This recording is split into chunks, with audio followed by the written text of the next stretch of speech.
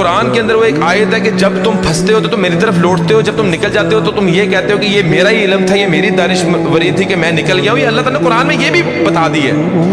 تو دعائیں بھی ایسی دل سے نکلتی تھیں کہ وہ آج بھی مجھے اپنے الفاظوں پہ بھی جو ہے حیرانگی ہوتی ہے. میں تو اللہ کے ہاتھ پھیلاتا تھا، اللہ تعالیٰ تو یوسف علیہ السلام کو کنویں سے نکال کے بادشاہ بنانے پہ قادر ہے.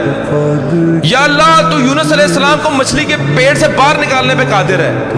یا اللہ تو محمد صلی اللہ علیہ وسلم کو غار سے نکالنے پہ قادر ہے. یا اللہ تو موسیٰ علیہ السلام کو فرعون کے اوپر غالب کرنے پہ قادر ہے. یا اللہ تو ابراہیم علیہ السلام کو آگ سے نکالنے پر قادر ہے. یا اللہ میرا مسئلہ تیرے آگے کیا ہے؟ 1.5 مہینہ مجھے آج بھی یاد ہے، 1.5 مہینہ، اور جس چنگل میں پھنسا تھا وہاں سے آزاد ہو گئی. میری 100% ریکوری ہو گئی،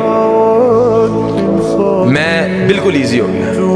تب میرا یقین پختہ ہو گیا کہ میں نے زندگی کے اندر کبھی کسی مخلوق کے آگے کوئی ہاتھ نہیں پھیلانے، کبھی کسی کو کام نہیں کہنا. جب میرا رب چاہے گا میں رب کو کہنا ہے، میرا رب چاہے گا ہو جائے گا، نہیں تو کوئی مسئلہ نہیں.